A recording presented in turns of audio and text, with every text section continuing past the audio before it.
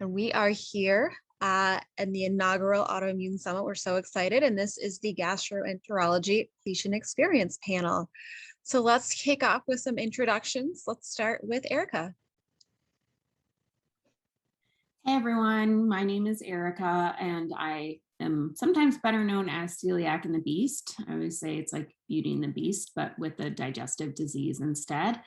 I've been diagnosed since about 2009. I have a host of other autoimmune illnesses, so very thankful to be here at the summit because I definitely know what it's like to live with a few of them and try to manage them all like herding cats.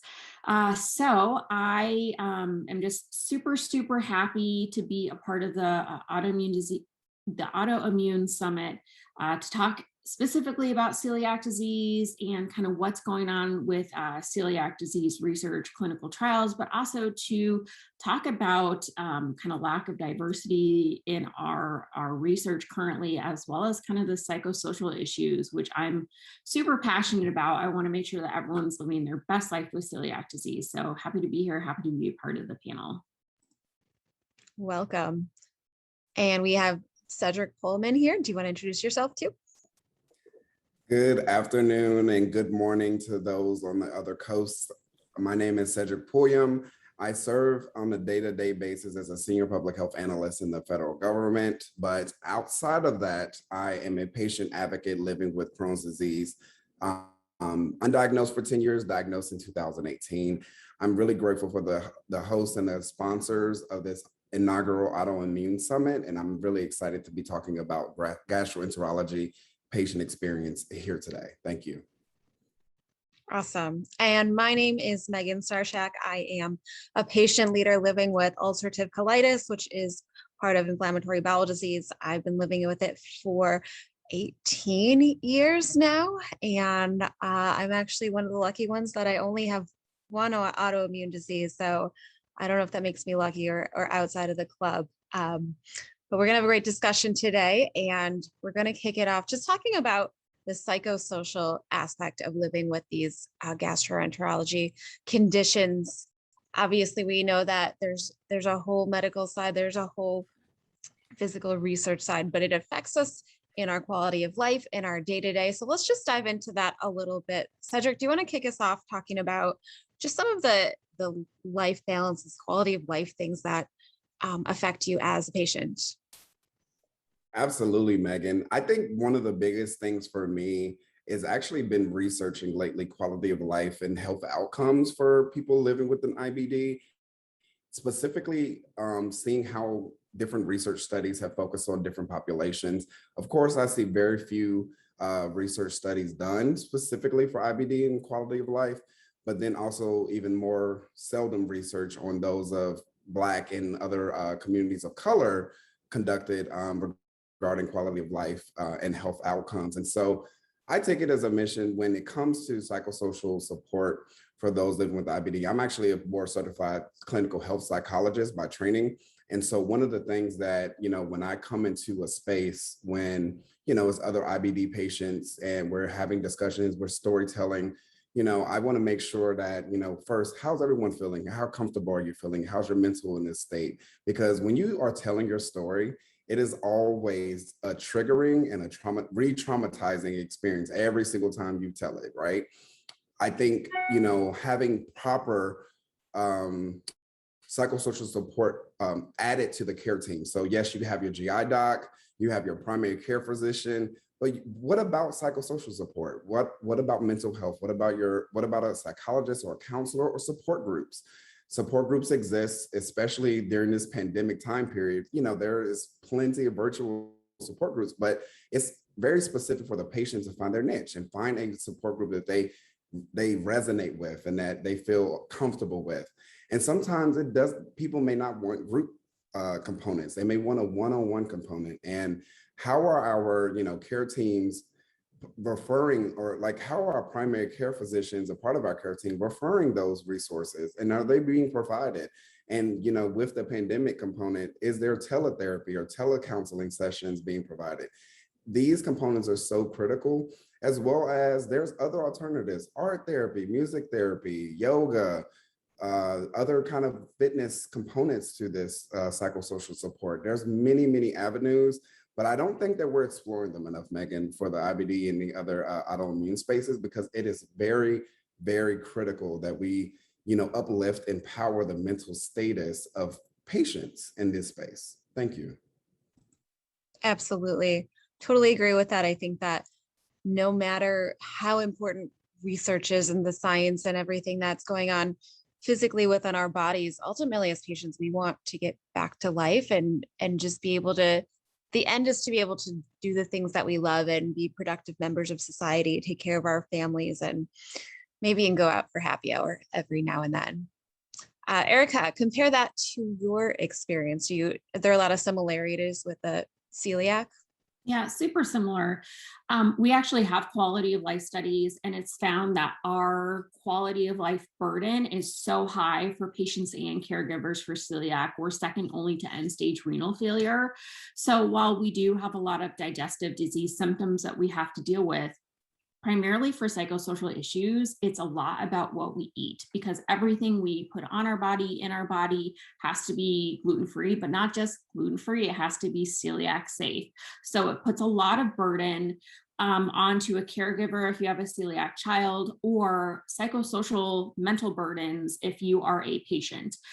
Dating is the biggest thing that we're studying right now that we haven't before. And I think as celiac patients, we all knew how hard it was to date. I myself went through it, and it's awful. I mean, regular dating's pretty bad, but when you add on the fact that you're like, hello, my name's Erica and I have a digestive disease, I talk a lot about poop and it's going to be awkward. Happy first date. I think that that's an issue that it's like a lot of people either don't want to, they don't want to discuss it, but if they do, then it's awkward. So you're at this like, how do I even approach this when it comes to dating? In a recent survey, it was just presented that 68% of people felt that they were, that they had a major or moderate impact on their dating life for celiac. And I'm honestly surprised it's not 99%, because most dates involve food. And when you have food, you're going to ask the waiter or waitress, the server, the host, whatever, the chef about the meal. And it's going to be this like whole conversation. So dating, obviously, school, I mean, this isn't even going into the psychosocial issue that kids have to deal with, if they're in a 504 plan or if they're not, like they're dealing with food issues at school. Bullying is really prevalent, not only in the celiac disease space, but the food allergy space. We have a lot of issues that involve around food. And sadly, that's kind of how our culture is. We're really, really into food and eating. Obviously, we do it 3 times a day, but the fact that our society revolves around meals and eating, there's a lot of disordered eating that's coming out of our cohort of celiac disease patients, especially teenagers. I myself struggled with an eating disorder and had to seek therapy. And again, going back to Cedric's point, like therapy is a huge part of this. Not nearly enough people are having these open conversations about how hard it is living with a digestive disease, any digestive disease, and then struggles that they might associate food with. If food makes them feel bad, they're going to have an unhealthy or maladaptive eating disorder or maladaptive eating habits.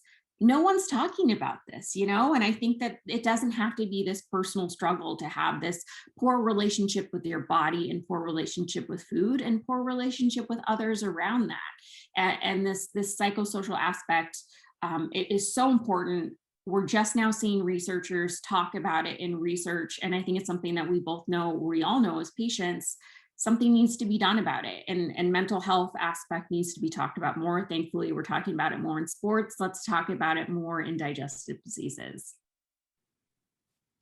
Totally. I never got the memo that talking about poop is uncomfortable, because I am pretty much an open book. But there's such a power and there's such a benefit to finding your voice and being able to share your story, even within yourself, coming to terms with, yeah, this is really hard and this does affect me on every course of my life. Let's talk about, kind of going back to what Cedric had said earlier, that support groups, therapy, online support groups, in-person support groups, which obviously now there's complications with meeting in person. But there's pros and cons to all of those. So what advice do you have, Cedric, for patients that are really looking to find those resources to help them tackle the mental health and the quality of life side of things? Thank you, Megan. It's a great question. You know, the way I'll tell my own patient experience navigating this space, even as a psychologist myself, I had to really struggle a bit because I was in transit and I was moving from LA back to DC down to Atlanta. And so I was like, you know, I'm gonna wait until I get to Atlanta. I had started searching it, but I just said, wait until you're fully settled and let's start this search. I wanted to first seek with my private insurance whether or not this will be covered. And if it's covered, how much will it be covered? Because I wanted a one-on-one therapist because I really enjoy therapy because, again, my mental status is reliant on, you know, what I am going to provide for myself, right? And so therapy is a solution for me to be able to unpack issues, unpack stress, unpack the relationship stress and things of life stress that my IBD, my other health comorbidities, and also just life and work. I need to unpack those things. So for me, that's therapy. Going forward, I wanted to also seek support for LGBTQ support regarding my IBD. Very rare to find, hard to find, but they are resources out there. And also someone who resonates and looks like me. So I wanted someone that's Black and queer. And so that was even harder to find. And so again, you know, I was contacting different online support groups. I was, you know, contacting folks via the IBD community, via social media, Twitter, Instagram, and such, saying, what do you know that exists? You know, doesn't matter about the age band, but, you know, is there any support group for, you know, these categories? After finding, you know, some options, then when I finally got my GI doctor, I asked him, you know, what have you offered your patients? Because he identifies as a Black queer man. And so I wanted to see if he knew resources, and he was able to provide me at least some support groups that are located here in Atlanta. And they're group-based. They've been virtual, of course, since the pandemic, but they were in person prior to the pandemic. And I had attended one group session and it was really helpful, really beneficial. Some of the topics of, like, you know, family planning and dating, sexual health, and just sex in general, living with IBD, and like how that really impacts the LGBTQ community. And just very tough discussions that a lot of folks, and my GI doc actually attends as well, which was great, just to have his voice there. But a lot of folks in this space doesn't have that kind of support, and more of it needs to exist across the nation and the world. But I think slowly but surely we'll get there, but that's just my own patient experience navigating support groups and navigating mental and psychosocial support for my IBD. Thank you. Fantastic advice. It's definitely needed, but it's great to hear that voices like yours are helping to prioritize that and start things and tell other people, encourage other people to find them because they're out there. I almost just slipped off my desk. Erica, what about you? Therapy support groups, online, in person, or even the smaller things that you do to take care of your mental health? Yeah, I mean, so for me, I love therapy, so I will always recommend that. There are some issues in the celiac disease community surrounding support groups. It used to be, when I first got diagnosed, it was only in-person support groups, not a lot of social media happening around that time. Now that social media is so prevalent, Facebook groups, anyone can start a group and pretend like they are a leader or the foremost expert in celiac disease, and that's terrifying. And people should be terrified because these people have no medical background, no really patient background, other than like, everything makes me sick and I'm going to make you think that everything makes you sick. They're first to blame gluten on literally everything. They think everything's unsafe. Some of them are anti-vax, which is a lot.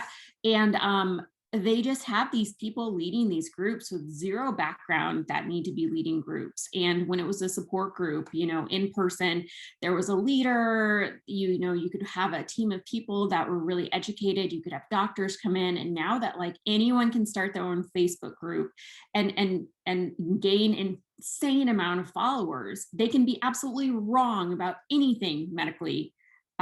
medical facts, science facts, literal facts in general. And yet they can have huge, huge groups of followers. And that's terrifying. And I think we should be terrifying. People, there was actually a study done that celiac disease patients that were a part of a Facebook group had less quality of life than and less and more stress and more issues than people who are part of like an in-person support group, because people who are, on these Facebook groups can thus become hypervigilant, can then lead to disordered eating, can lead to like questioning regular medical advice, like just a lot of like not right things are happening on Facebook. And I love Facebook. I have my own Facebook group. I'm not saying that all Facebook groups are bad or all online support groups are bad. I'm just saying you need to take everything with a grain of salt and make sure that everything is medical and science-based first, because there's a lot of things happening in there that are just like shocking to see. And then I get people coming crying to me going like, I was told this and this and this, and now I cry every night and I can't eat anything. And that's not the life that we want to live. We want to be able to enjoy our lives. And I think that there's a lot of like scare tactics that are happening online that don't need to happen. So I would just say, if you do seek support online, make sure that you're getting a science-based, medical-based person who is truly supportive and won't scare you into like having this life that you don't want to live, because we can all have enjoyable, normal lives, whatever normal means anymore, and we don't have to be afraid of our bodies. And that's what I fear for when people join an online support group and it's not necessarily based in science or fact or reality. Absolutely. Social media is it's such a double-edged sword that It is. you can connect with all these amazing people and get resources that the general patient population didn't have access to a few years ago. But you also have to be a little bit weary of, is this good information? Even, is this a healthy community for me?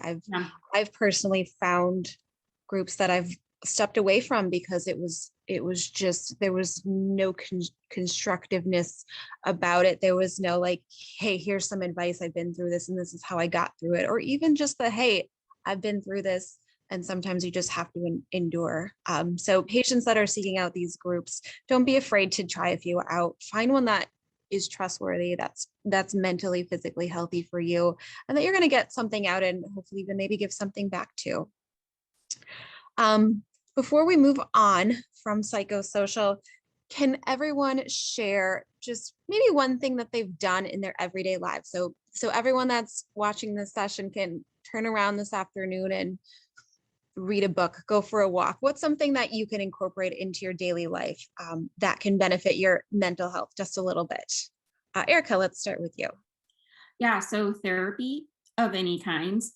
I prefer seeing a therapist, or, you can do online things like Headspace. But for me, it's getting active. I actually have like a disability and another connective tissue disease where I can't be all sorts of active, but I can be active in my own way and move my body that makes me feel better, and working towards healthy goals and sustaining healthy eating to make me feel mentally okay. Being in therapy for so many years, it's really helped me understand that I need things that make me feel good inside. And those are things that happen. Books, I love books. And I love TikTok, just watching cat videos. Like, honestly, like those are things that help me feel mentally better, and engaging in something that makes you feel mentally well and physically well every day, especially for digestive disease. Feeling physically well is sometimes a rarity, but doing anything that makes you feel physically good, I like that. There is nothing wrong with going down a string of cat videos. Cedric, what do you do? What are the little things you do? Definitely, Megan. I think some of the things, I have a dog, Checkers, and a lot of what I enjoy is taking Checkers for walks. Her pet sitter / trainer. Also, just traveling with my dog is so therapeutic for me. And she is my support dog as well. So that's another piece. I definitely read. I just finished We Are Not Broken by my brother, George Johnson. I'm going to put a plug for his book. Very good. And I'm also reading Tabitha Brown's new book. Love Tabitha. And lastly, I'm a baby yogi. So I do very moderate, very beginners level yoga. And so that's one piece that I really enjoy. But I also wanted to say a piece regarding what Erica was saying, just to piggyback before we transition. But one quick thing that I did want to say is that I totally and wholeheartedly agree. Support groups and online and things like that. You have to really evaluate personally everything that comes through those avenues. But I also wanted to add that, not every support group or service in that component needs to be ran by medical staff or medical doctors. And I want people, because I saw a Q&A piece there, not everything needs to be ran by a GI or an IBD doctor. Sometimes, majority of like the different support groups that I work with, we work directly with those doctors so that they are not always, they can come into the space because some of them live with an IBD, but sometimes we vet that information. We work with researchers, we work with people that have data and know the data and things of that nature so that we're making sure things are accurate, because it's coming from patients, but we're making sure that we are checking and verifying that information. And so I wanted to just put that added bonus in there for those when they are reviewing support groups on social media, Facebook, et cetera, just to make sure that sometimes it may not be a doctor always in a space or a doctor that you see in a space, but let's make sure that you check and verify, because sometimes some support groups like the ones that I work with, we work with those medical teams and we work with researchers and data folk that verify everything and, provide us updates and such. So I just wanted to add that piece. Thank you so much. For sure. Always a good rule of thumb. If it sounds like fish oil, it probably is. So just be careful out there. Obviously, we want everyone to get the best care mentally, physically, that is possible. So we're going to switch gears a little bit now. We've got into the psychosocial quality of life, but now let's talk about the science side. So clinical trials, obviously very, very emphasized right now, as we are working to build in more diversity, get better information out of more diverse patient panels, as well as some more on the horizon for celiac. So let's just talk about what's on the horizon in clinical trials. Erica, do you want to kick us off with this one? Yeah, we are in the baby space of research. IBD has incredible research, obviously a lot of pharmaceutical interventions that some may take, some may not take. Obviously it's up to the person and their individual wants and needs, and obviously discussing with their doctor. But for us, we do not have a pharmaceutical intervention. We don't have anything. For us, it was always just a gluten-free diet for celiac disease. And study after study after study has shown that the gluten-free diet is not enough for many people. There are also some that have a very rare form of refractory celiac disease, which goes on to develop intestinal lymphoma. And there should be a pharmaceutical intervention for something like that. And we are in the process, we've been in the process for several years to get drugs into clinical trials. The thing is that we have very little government funding. Out of all the digestive diseases, we have very little. We are one of the lowest on the list of funding, and funding obviously helps increase awareness, it helps get investment. So this is not my plug for celiac disease research fundraising, it's just saying, we're a little behind. And I think that knowing that it takes years and years and years to develop an intervention, we are on that path. And we keep saying, oh, in 5 more years, I'm sure we'll have something. And I've been saying that for 5 years.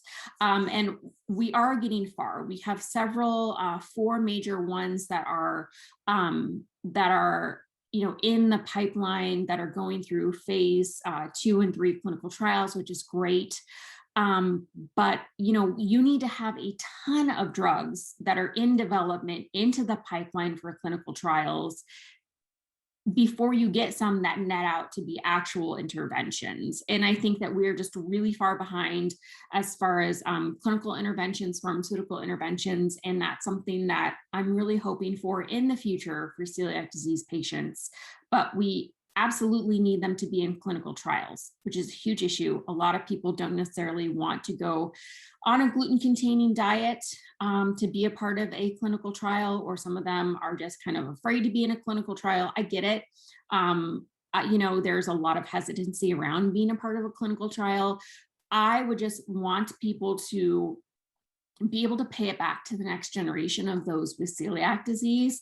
I want them to be able to make our children's generation have a better time living with celiac disease and what we're going through. So being a part of a clinical trial or even being a part of a research study, Celiac Disease Foundation and Beyond Celiac both have these research components to them. You can sign up, you can give your data away. I know that a lot of people don't want to for big data, but like research is the way that we get to a clinical intervention. And we're all looking for some sort of intervention for celiac disease to really truly help us live the best possible life that we have.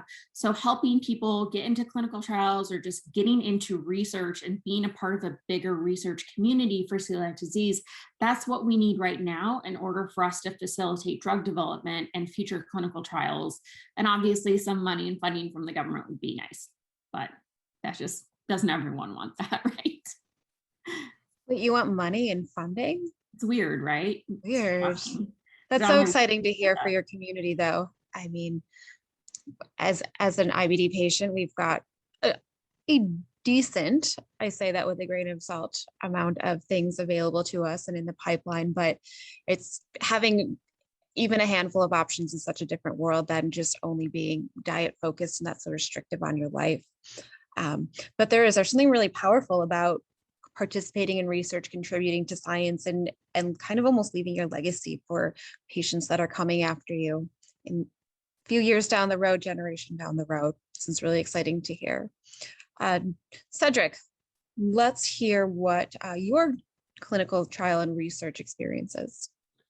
Thank you, Megan. So currently in the United States, based off of the clinicaltrials.gov or the National Institutes of Health, IBD has 250 currently active recruiting or enrolled by invitation only clinical trial studies being conducted right now. So there's about 1,202 overall, but some of those have concluded. They're no longer enrolling. They're no longer active, et cetera, et cetera. So that's basically the landscape and the environment for the IBD space. So we're looking at a total of almost 1,200 clinical trial studies, but only currently 250 are actively enrolling or enrolling by invitation. That's the data, that's the real figures, right? When I looked at plenty of those 250 clinical trial studies, the locations and whatnot, and looking at kind of the demographic information that they're required to put in by IRB and the other components of any clinical trial, very seldom do I see trials focus on populations that look like and identify like myself. And that's been a problem in the IBD space. That's been a problem writ large in biopharma industry. We have a lot of treatment options. We have biosimilar options, various components of way to, oral, intravenous, and subcutaneous, and things like of that nature for treatment options in the IBD space. But as we do clinical trials, as we see more options that come available, more inclusion and diversity within those studies have to be conducted. And that is a push that we're seeing from various pharmaceutical companies to really make that change. We're also got to not only focus on the industry, but we also have to focus on the research and the medical staff and the doctors or the principal investigators. We need more principal investigators that identify of Black or Latino, Latinx, of other racial ethnicities. We need their research assistants, their staff. We need the sites to be located in locations that are going to be accessible for those of, various communities and various income statuses and various transportation and access point statuses. We are not thinking large enough when it comes to this health equity piece in clinical trial research and clinical trial studies, and that's a problem. And until we push the needle to really navigate around those issues, whether we have to deconstruct the entire system and reconstruct it from the ground up, or we really tackle policy and navigate the issues that occur in building clinical trial studies, then we're going to continue the same boat, and we're going to be exclusive, and we're going to be basically missing the fold of inclusion and being comfortable of knowing about research. Not everyone is a data person. Not everyone is a scientist. Not everyone is a researcher. And we have to realize that, I know plenty of patients advocates that could spill out data, spill out studies, and spill out information about treatment options and what's the ingredients of every medication. And that's excellent. But we have to remember, we need to have inclusion. And if it takes time to educate different individuals at different education levels, then we need to put that time in, and we need to add that into the clinical trial studies. We need to make sure that we are being inclusive enough that is actually going to make change, so that we see effective patient data regarding those studies from those of minority communities throughout our nation. And that, until we get to that point, I'm going to continue to push those issues and argue with people, or debate with those people, the importance of inclusion, especially at these top-notch medical research institutions throughout our nation, and also other doctors and other investigators in this space. I'm gonna push them as much as needed, because we have those that identify and look like me that are fearful of clinical trial research, or that never been offered ever in their entire, some of them been living with an IBD for 30, 40, 50 years and never been offered to be a part of a clinical trial study in their entire patient journey. That is like deplorable in my standards as a medical professional and a person who's actually participated in clinical trial studies. Thank you. Could not agree with you more. So vitally important. There are not words to capture how important that is to the patient population. It was interesting to hear the difference in the amount of trials in the IBD community versus celiac being so new to this. How do you feel like the pandemic might change some of the telehealth, some of the teletrials? I don't know if that's the right term. Do you think that's going to be an effective tool to open this up to more populations, more diversity, racial, sexual, even urban versus rural communities? Isn't that the issue, is access and accessibility? I mean, that's what we're really struggling with as a whole, as a nation. It's really a shame to see the lack of accessibility in a lot of these clinical trials. Yes, maybe telehealth can be a part of it, maybe online can be a part of it as well, but we also have to remember that does not also provide accessibility to other people who may not have thorough internet access, or even accessibility to a computer, a telephone line. Like, what are we looking for as far as accessibility, and what can we do with clinical trials to capture all relevant data? With celiac disease is 1% across the board. It used to be just like European Irish children, right? Irish, like, white kids getting this disease. We are 1% across the board. We need to have diversity, inclusion for all people across all continents. We need to have celiac disease centers in all countries serving all people, because we are 1% of everyone. And I think it's important to talk about diversity and inclusion as well, but access and accessibility, number one for everything. I hope that including telehealth and opening up clinical trials is important, but also, how do you do a biopsy over the phone? You know, I think that that's still important. We still have to have clinical end results that are not going to be accessible via phone. Although I wish we could all have virtual pill capsule endoscopies and colonoscopies, I'm not sure if we're necessarily there yet. So while I think that does open lines of accessibility to have something via telehealth or a virtual health, I think that there's still, you know, we're missing the mark on everything, and really having the bigger picture of diversity and inclusion, and understanding what we need to have people that look like us and don't look like us as part of a whole. That's a bigger picture. And I'm not sure if telehealth is the solution for that. It's just thinking about that on a bigger level. Cedric, anything to add on that topic? Absolutely. You know, the questions that I automatically have, I've been at these tables.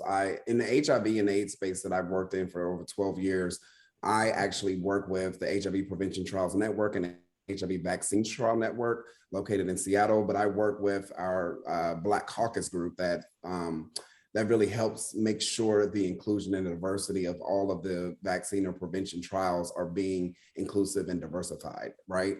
But one of the questions automatically I'm going to come to the table of anyone like establishing a clinical trial there is, okay, if we're going to do telehealth services, how much budget of funding are you going to allocate for providing those with either a hotspot, a laptop, a tablet, or something of a device that not only can they keep afterwards, because why are you going to give them something for a period of time and then take it from them? Just give it to them and just put it in your budget and do not require them to send it back, my thinking. Secondly, are you budgeting something in there to provide incentives for them outside of just a payment? Sometimes they may be food insecure. Can we make sure that we ask those one-on-one questions? I'm thinking of the full triangle of the social determinants of health when I come into the space of having these conversations with chairs of clinical trials or the co-PIs.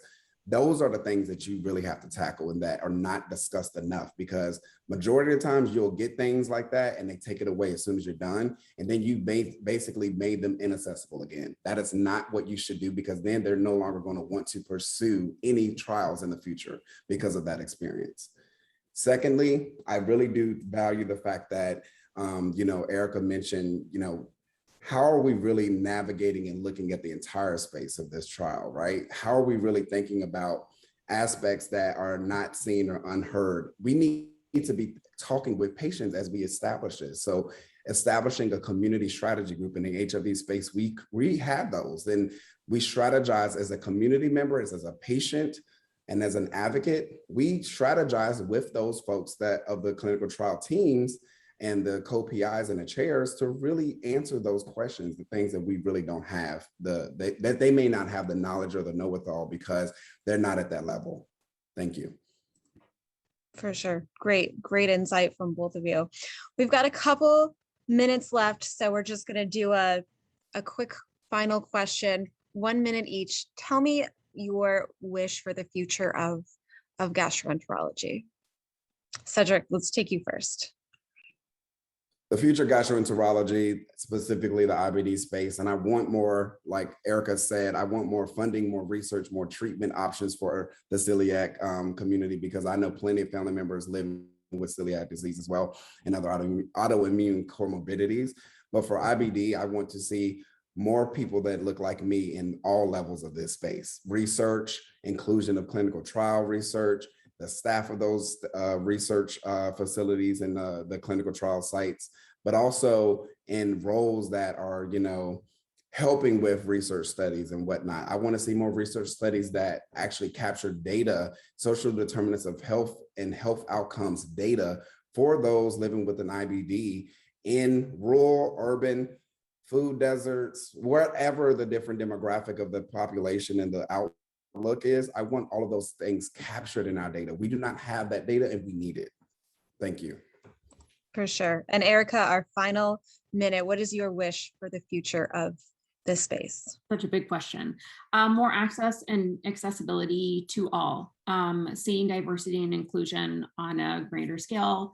Obviously, more money. I want people to get involved. I want everyone who's watching this as a celiac to be able to be involved, even if you're just writing your congressperson and talking about the 3 bills that are really dealing with celiac now: Gluten and Medication Act, Food Modernization Act. There are several things happening right now in Congress that you can be involved in as a patient. You can get involved in an online support group. You can get involved, paying it forward to the next generation of those with celiac disease. So everyone, people that look like you or people that don't, can be involved on a grander scale. And then finally, we can have possibly a pharmaceutical intervention or some sort of other research being done to improve the lives of all with celiac disease and digestive diseases as a whole. Fantastic. I will wrap it up. I will say my wish is all of those things that everybody said, but also for every patient out there to find their own power, their own voice, get the tools they need to start getting themselves on a path to a better and contributing to the community so we all have a better world in the near future. Thank everyone so much for joining us today. This was a fantastic discussion and we hope to see you again soon. Good afternoon, everyone. I am Laura Wingate, and I will be the moderator for today's session. So welcome, everyone. We're going to spend this panel this afternoon talking about clinical trials and the drug development. And our objectives for today are to provide an overview of the clinical trial phases, provide an update on IBD and celiac research, and then we're going to hear from Brandon and his story and his clinical trial experience. So without further ado, I'd like to introduce my fellow panelists, and then we'll jump into the content for today's program. And I'm Laura Wingate, and I am with the Crohn's and Colitis Foundation, and I'm the Executive Vice President of Education Support and Advocacy. Now I'd like to introduce Dr. Peter Higgins, who is on today. And Dr. Higgins is the Director of the IBD Center at the University of Michigan. He is the chair of the IBD section of the AGA, and he is the incoming chair of the Crohn's and Colitis Foundation's National Scientific Advisory Committee. Dr. Higgins is interested in better understanding and measuring the patient experience in IBD with patient-reported outcome instruments and developing new therapies for fibrosis and inflammation. Welcome, Dr. Higgins. Thank you. And very importantly, I'd like to next introduce Brendan Palmish. And Brendan is a principal at the PCI One Source Contracting. He was diagnosed with Crohn's disease in 2015 by Dr. Higgins.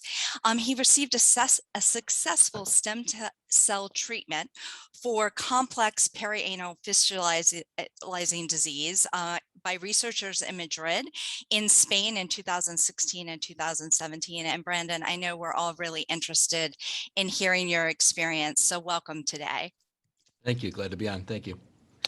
Well, without further ado, I'm just going to set the context and give a high-level overview of the phases of clinical trials. And first and foremost, and if you were on the last panel, you heard a lot about the celiac and IBD clinical trial space. And I'm going to couch most of my remarks using IBD as an example, but this overview of clinical trials really applies to all disease states, and all prescription drugs approved in the US go through the process I'm about to describe, and all drugs and treatments go through review by the Food and Drug Administration, which we'll refer to throughout this conversation as the FDA. There are 4 phases to a clinical trial, and each phase builds on the other phases, and they're really designed to answer questions about an experimental drug and lead towards a treatment that will be available to patients and physicians for use in treating, in our case, Crohn's disease and ulcerative colitis. So phase 1 is really answering the question, is a drug safe for use? And researchers test new drugs or new treatments in a small group of healthy individuals with no disease. And they're really looking to evaluate the drug's safety, determine the safe dosage and range, and identify potential side effects. This is usually done in a small group, about 20 people who don't have IBD. And according to the Food and Drug Administration, the FDA, about 70% of drugs move from phase 1 into the next phase, which is phase 2 of clinical trials. And phase 2 is really designed to determine if a drug is effective. The drug has passed phase 1, which was safety and healthy people, and now it goes into a larger group of 25 to 100 IBD patients. And researchers in phase 2 are really looking to understand whether the drug is going to cause any short-term side effects, understand the route of delivery for this drug. Is it oral? Is it IV? Is it topical? How is it best to be delivered to the patient? And they're really reconfirming the safety in these larger studies that they determined in phase 1. In phase 2 trials, individuals, participants in the trial, are randomly assigned to different groups to determine the effectiveness of the drug. Then we move on to phase 3. And phase 3 is a much longer process. It's built upon a successful completion of the phase 2 trials.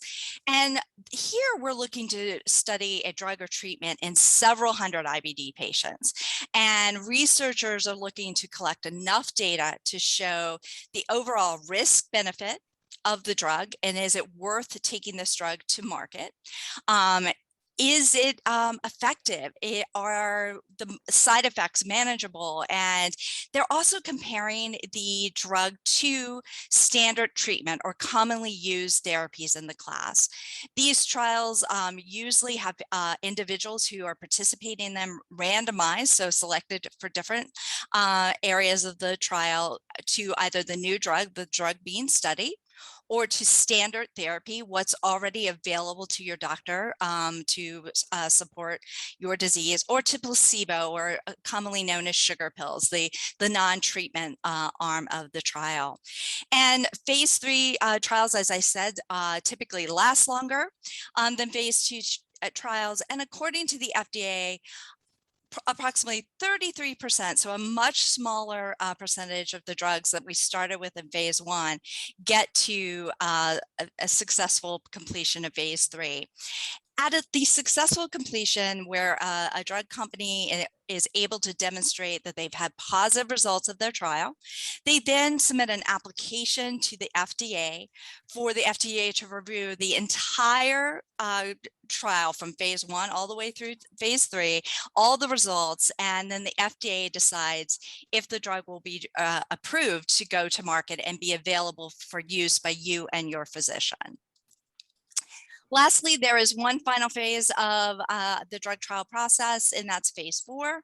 And this is really to determine how the drug works in real life, how it is being used with everyday patient and doctor experiences. The drug's been approved and companies go into the real world monitoring phase of the drug.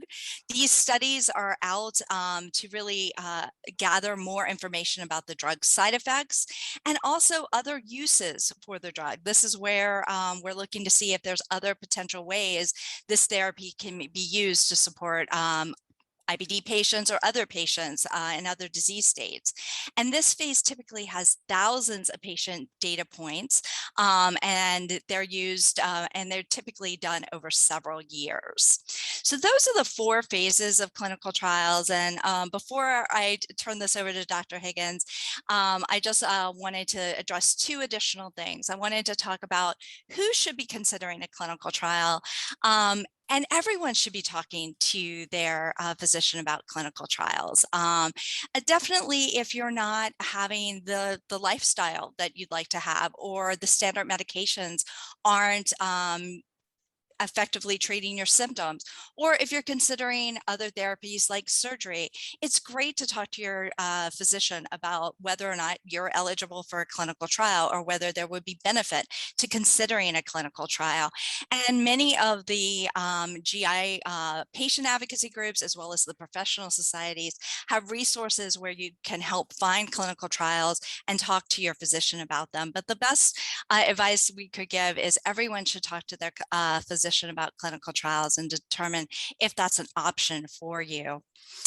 I hope through today's presentation, we've clarified a few myths and misunderstandings about clinical trials, that clinical trials really aren't designed to treat patients as guinea pigs.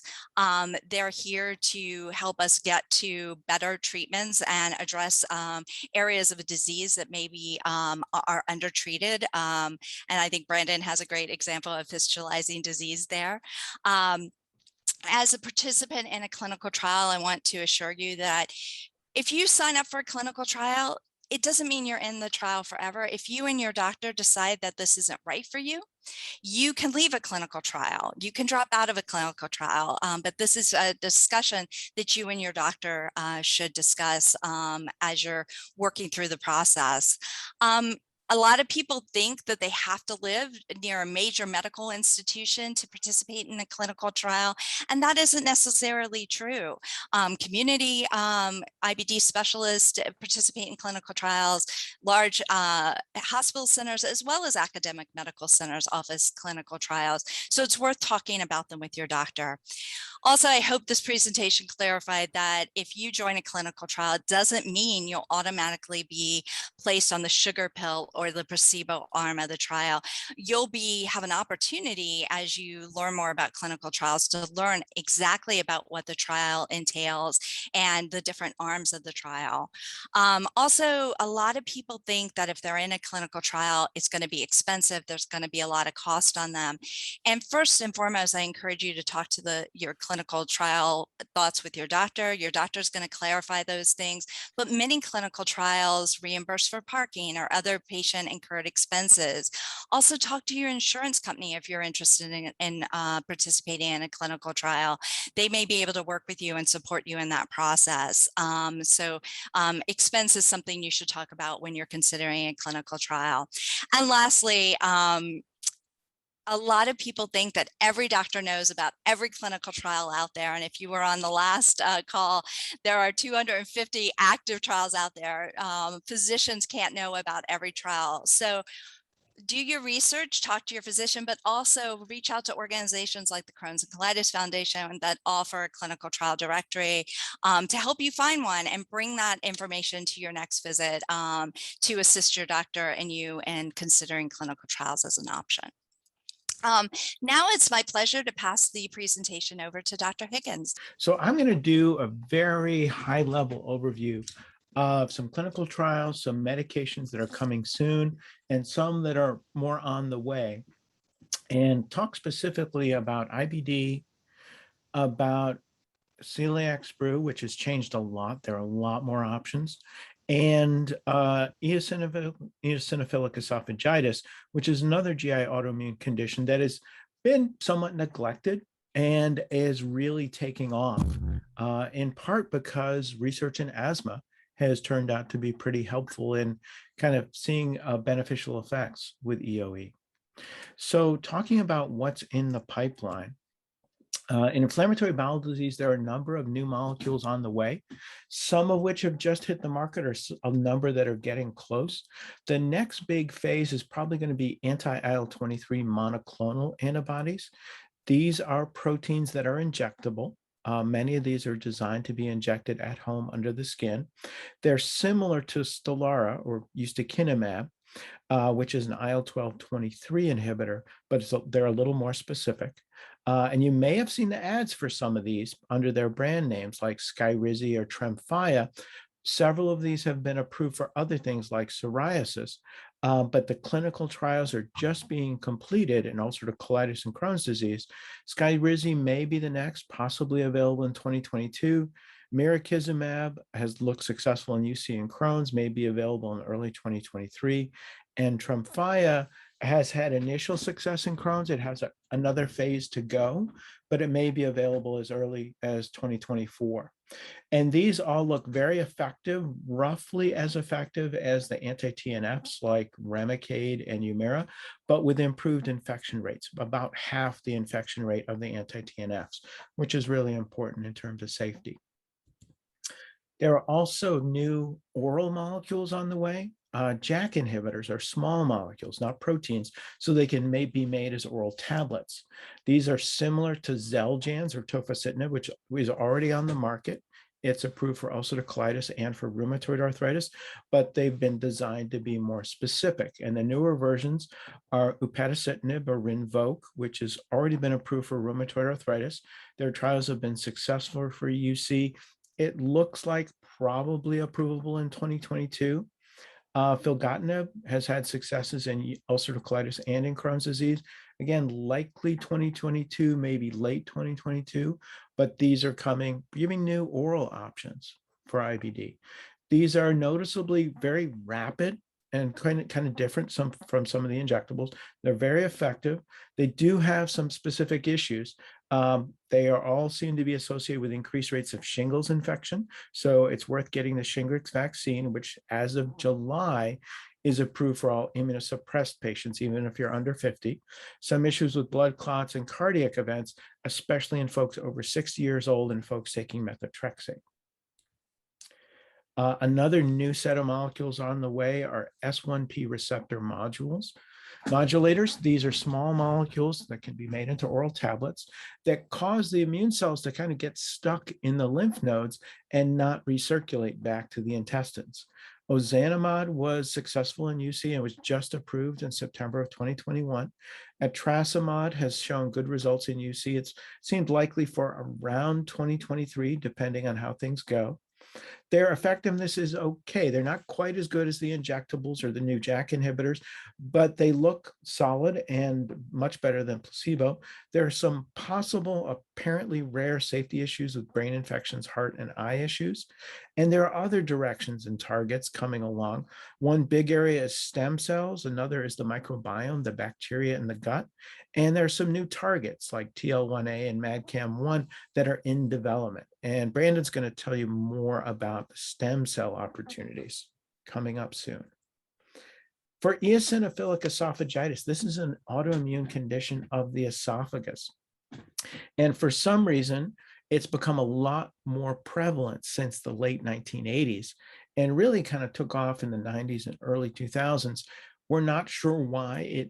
There are some theories that may be related to air pollution, but this is a rising problem where people literally get food stuck in their esophagus, and their esophagus gets quite narrow, initially inflamed with kind of a rib structure like this, and eventually scarred and narrowed. And the really big breakthrough is that they've figured out that blocking eosinophil signaling through a couple of molecules called interleukin 4 and interleukin 5 is really important in EOE, just like it is in asthma. And some of the therapies that have just made it to market for asthma are now being tested in eosinophilic esophagitis. And you may have even seen TV ads for these recently under the brand names Fasenra and Dupixent. These are proven effective in asthma and are just being tested now in late phase trials for EOE. And if these have good results, these might be available for EOE late 2022, early 2023. So new things coming in an area that had been pretty slow for a long time. And a similar story in celiac sprue, which really didn't have a whole lot going on until, say, the last 5 years. And things are really taking off. A couple of really interesting molecules. One approach is with Lorazeptide Acetate. It is a molecule that helps stimulate the tightness of the junctions between cells in the intestinal lining to basically seal what's become a leaky gut and keep the gliadin out to improve symptoms in patients while staying gluten-free. This is in phase 3. There's also the first biologic and injectable blocking interleukin 15, which has been shown very high in the celiac intestine. And this is in phase 2B. It's an injectable monoclonal for the folks who really don't respond to a gluten-free diet, and it reduces the inflammation. There's a lot more on the way. This is kind of the hot area is celiac sprue. Molecules that inhibit the transglutaminase that breaks down gliadin, makes it more antigenic. An antibody from chicken eggs, I believe, that actually blocks gliadin in the intestine. Enzymes that themselves break down gliadin in a way that it doesn't irritate the immune system. And another molecule that's trying to induce immune tolerance to gliadin. So a lot of new ideas, a lot of new approaches that are in clinical trials, often in phase 2 and phase 3, that may, if they're effective and safe, become available for patient use in the next 2 to 3 years. Brandon, it's all yours. Okay, well, thank you for having me, Laura and Crystal and Dr. Higgins. It's great to see you. It's been a minute since we've seen each other. Yeah. Honored to be on the same screen as you. Let me preface this by saying that I am not a doctor, and I can't say probably 95% of the things that Dr. Higgins just pronounced. So I just want to preface that. I just have experience, being a Crohn's patient and going through a lot of the struggles that many people with the GI diseases that Dr. Higgins was talking about have experience. I was first introduced to Dr. Higgins after surgery number 8 in less than a 1-year period. I had developed an abscess in the scrotal region, in the perianal region, and had 8 surgeries to cut and drain, and there was no more to cut and drain at that point. And that's when my surgeon at the time, we opted for a diverted ostomy. And after several complications with that, finally got a revised ostomy, got things down there under control. And that's when ultimately I got introduced to my first GI, which was Dr. Higgins. Dr. Higgins at the time, and this is 2017, so almost a lifetime ago in medical advancement years, said really the only thing that we have for complex perianal fistulas is Remicade. And he prescribed me Remicade, and I went on a Remicade treatment. The fistulas weren't healing. They were still draining pretty heavily. They weren't closing. I was pretty debilitated at that point. A young man with a young child, with an ostomy bag on, trying to run a company, and half the day I'm battling nausea and fatigue and just the typical things that an IBD patient experiences. And I was set up with the folks at Mayo Clinic in Minnesota, and went up to see them and consulted with them, and ended up transferring my surgery services there. And after about 3 or 4 more surgeries after that, I walked into the GI I was seeing there and the surgeon, and I just said, make my ostomy permanent. I don't want to deal with this anymore. The leakage is too bad. I had fissures, in the anus, and I was just done. I didn't want to deal with the pain anymore. I was going to live with the ostomy bag. And I got down on my hands and knees and begged them to make my ostomy permanent. And they said, we're not going to do that.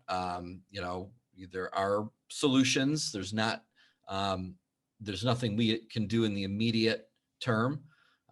We do have some trials going on here, but they would likely take, a year or 2. And I was open to that, but I was also interested in seeing what I could get a little more immediate because of the, the pain, just the daily pain I was experiencing. So I was given a few clues on where to look, and it was outside of the United States, and simply went on to clinicaltrials.gov and started just researching different clinical trials around the world for complex perianal fistulas. And there were about 6 or 7 going on at the time. A couple caught my attention.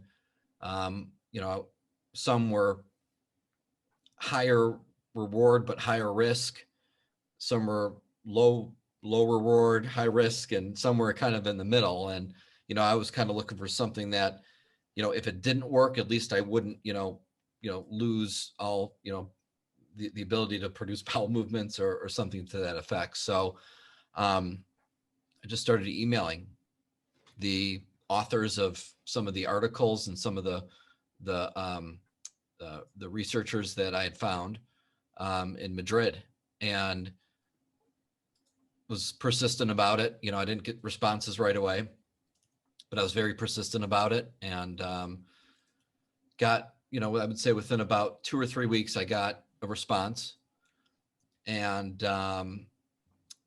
they had me send them my medical records, and sent my medical records, including those from Dr. Higgins, and they looked at them and said that I would be a patient.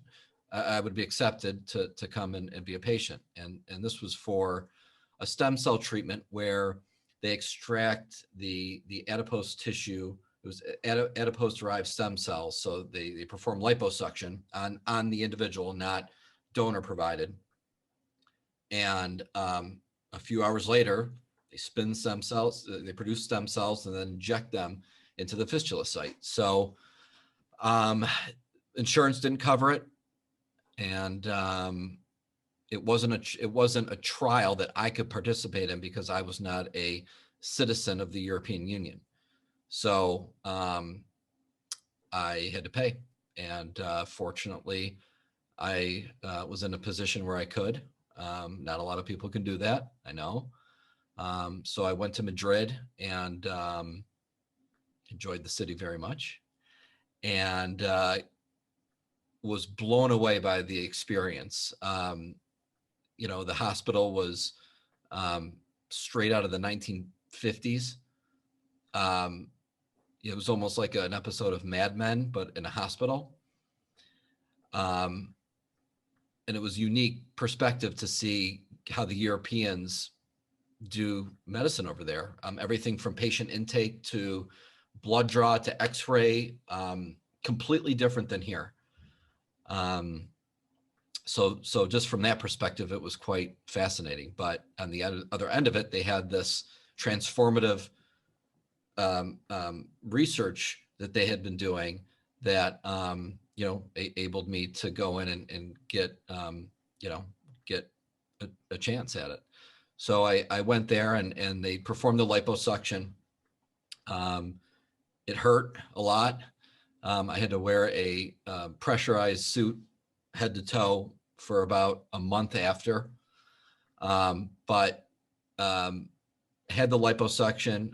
A few hours later, they woke me back up, showed me the stem cells. They had about 3 to 4 million stem cells cultured, put me back out again. So I was induced twice in one day, which was a first for me.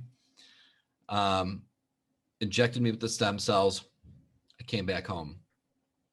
How much time? Are we good on time, or do I need to speed this up? I know I could go on for. I would love to get to some questions because I'd love to hear. Okay. You know, All right, I'll speed up. So fast forward, I went back about 6 months later for a second round. They told me that I would need 2 doses. So I went back 6 months later. They had cultured between 40 and 50 million stem cells, injected me again, and I came back. And about 2 to 3 months later, the fistulas had completely healed and dried up. And as a result of that, I was able to get my ostomy reversed. And, you know, since then I've been great. Still on Remicade. I also have plaque psoriasis, which, you know, I told Dr. Higgins, I get plaque psoriasis around the anus, which, you know, causes bleeding and you know, the potential for infection. So, you know, I'm blessed that Dr. Higgins, you know, gave me that option, you know, a number of years ago. And that's 20 surgeries in 3 years and 5 minutes. Well, and Brandon, you've have a harrowing story, and I want to ask this question of both you and Dr. Higgins. You know, what if you could go back in time? What would you have done differently? You know, would you have? Is there anything you would have done to get to the clinical trials sooner? Wow. And my question for Dr. Higgins is, it was pretty early on, honestly, because the trials were really cranking up in Europe, and for complicated reasons, the FDA is a lot slower to approve biologic therapies that can be highly variable, that one batch may not be the same as the next batch. They really want consistency in any approved therapy. Europeans are not loosey-goosey, but more flexible on that. And so I think Brandon got there, you know, in a relatively early phase, and is one of the few Americans to cross over to Europe to get access. And it was pretty striking because, you know, even after the first injection, and Brandon, you're going to have to remind me exactly how many openings you had, but it was a lot.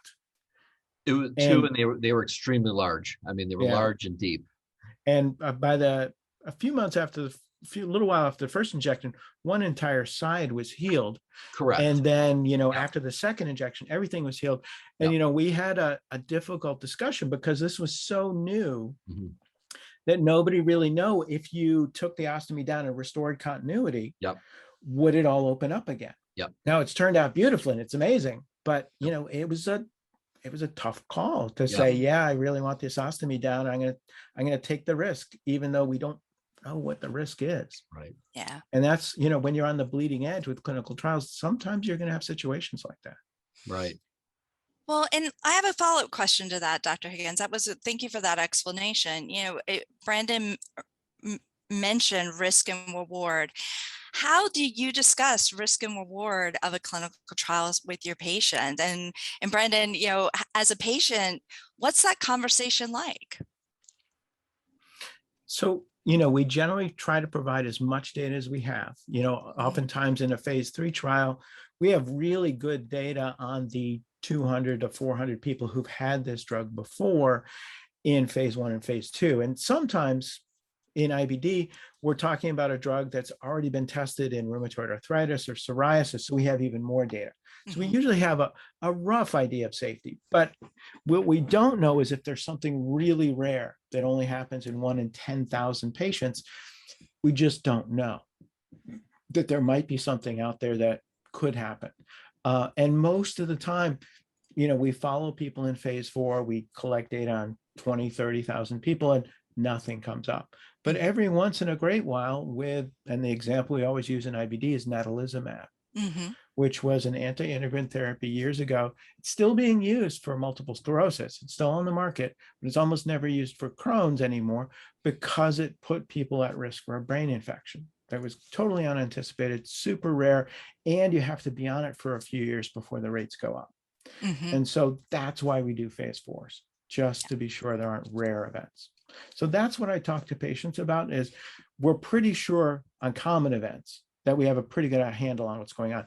There could be rare events though. Yeah. And Brendan, as a patient, what advice would you give another patient who's having a conversation with someone like Dr. Higgins about risk reward? What advice would you give, in considering that as you're thinking about a clinical trial? Yeah, it's a tough question because everybody has their own unique, life circumstances. So, you just really have to understand where you're at in life right now, and then also think, long term, what's the best for you and your family, or you as an individual, depending on your circumstance. I don't know.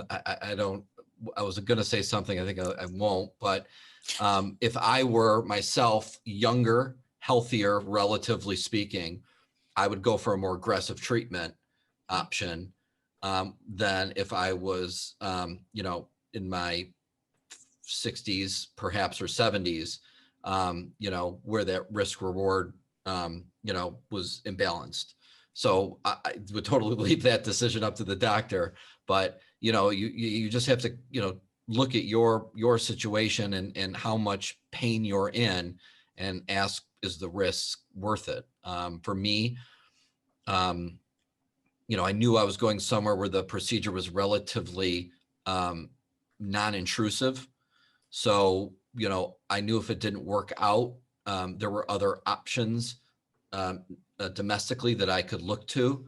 But, I was at the point, like I said, where it was, if that didn't work and I couldn't find anything, I was ready to go for something more aggressive if available.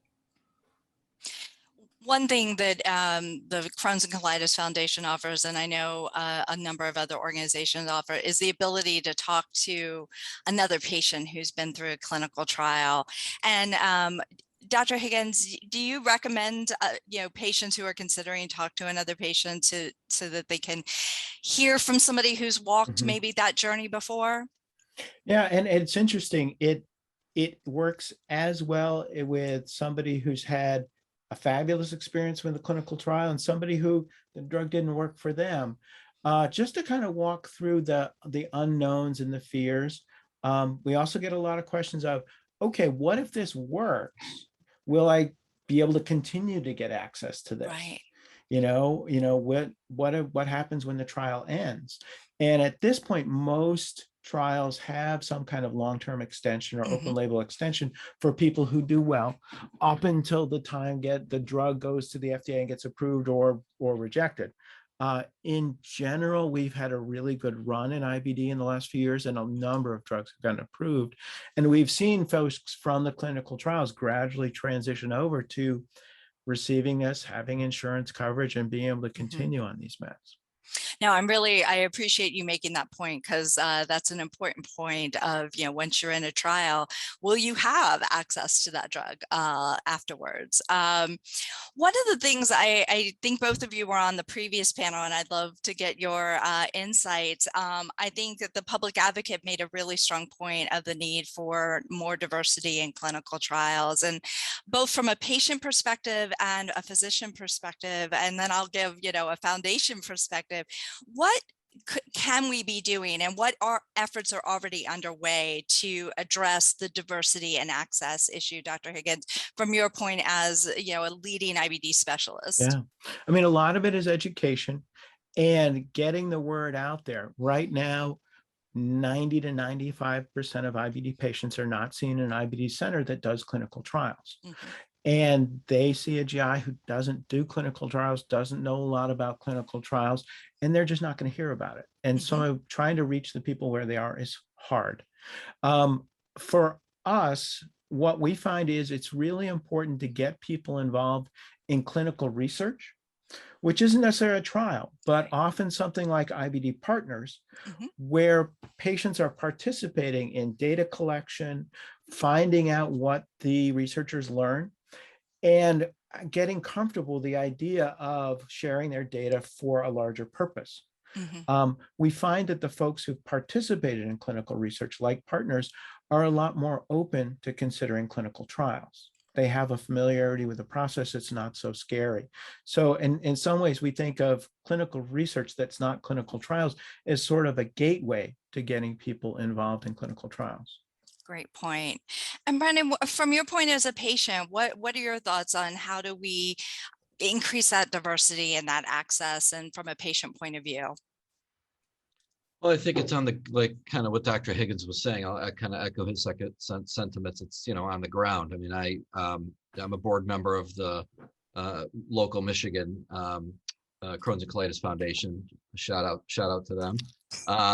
So, I think, in some of the events, like I'm chairing the walk next year, and my mission is to, is to broaden the audience and broaden the participation in it, but also not only just broaden it. I want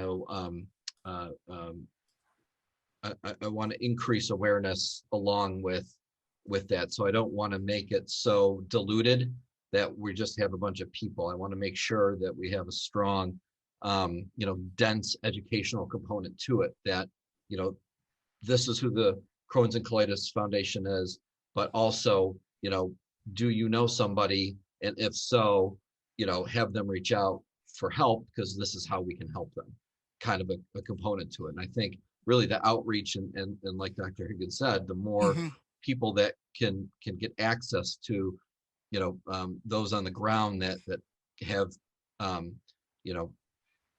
tentacles to the resources, would be the best avenue, in my opinion. Otherwise, I don't know any other way to force it on. Sure. Yeah.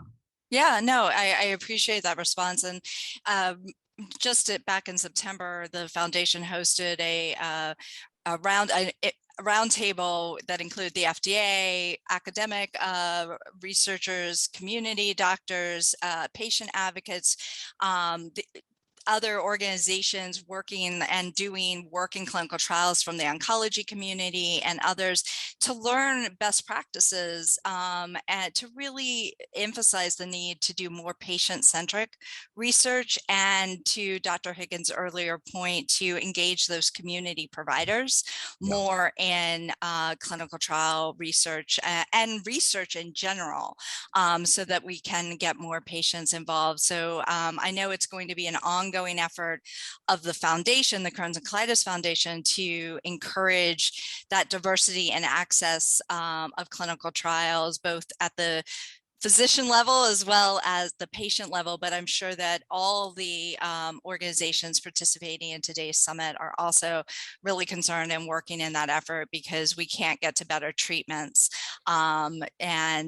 without patients participating and doctors being able to participate in that research as well. I know we're getting close to our time, and Brendan, I wanted to get your final thoughts on clinical trials. What would be your final message to the patients out there that, if they're considering a clinical trial, what should they do, and what advice would you give another patient? Well, my biggest piece of advice would be to ask questions, and sometimes you don't know the questions to ask, and that was certainly my experience. I didn't have Crohn's growing up. At 35 or 34, all of a sudden I'm being diagnosed with Crohn's. I don't know what is it. I don't even know what it is. Where are the resources for it? Who do I talk to? Who are the groups that can feed me the information that I need to know? You have to be an advocate for yourself. And the doctors are great. They're Dr. Higgins is an incredible doctor. He's a busy guy, and he just unfortunately, with only 24 hours in a day, doesn't have time to spend as much time on every patient as he would like. So it's the individual's responsibility to really look out for themselves and ask questions. Get in front of the doctors. If the office staff, who are very busy too, are not responding, get in front of their faces. You just got to keep calling and until you get a response. Don't be rude, just be persistent. And that's the biggest piece of advice I could give. It's just you got to ask a lot of questions. An empowered patient advocate. Yes. Go ahead, Dr. Higgins. There's no question. The patient who comes into the office visit with a list of questions is going to have better care, is going to have better outcomes, because they come to the visit prepared. And the patient who comes in with, I don't even know, it's not going to go well. It's going to take a lot more work to draw them out, try to understand what's going on in a, fenced off time window. If you're an activated patient, if you're advocating for yourself, you're going to have better outcomes for sure.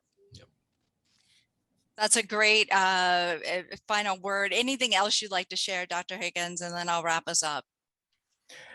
I think the biggest thing is know that there are clinical trials out there, know that there's clinical research out there, even if it's not being offered to you. It's worth going out and looking, even if you're going to participate in clinical research, not a trial. IBD Partners is a great way to get involved. I strongly recommend it for anyone with IBD. Thank you. And please reach out to your advocacy organization, whether you're an IBD patient or not. There are advocacy organizations. We're here to help. We're here to help empower you and make you that activated patient and help you know what questions to ask. So I encourage you to get involved and continue your advocacy and become educated, because as Dr. Higgins said, the more questions you have, the more likely we're going to be able to get you to the right treatment at the right time for you. So thank you for today's section, and thank you, Brandon, and thank you, Dr. Higgins, for your insights and excellent presentation today. Thank you. Thank you, everybody. Take care. Bye.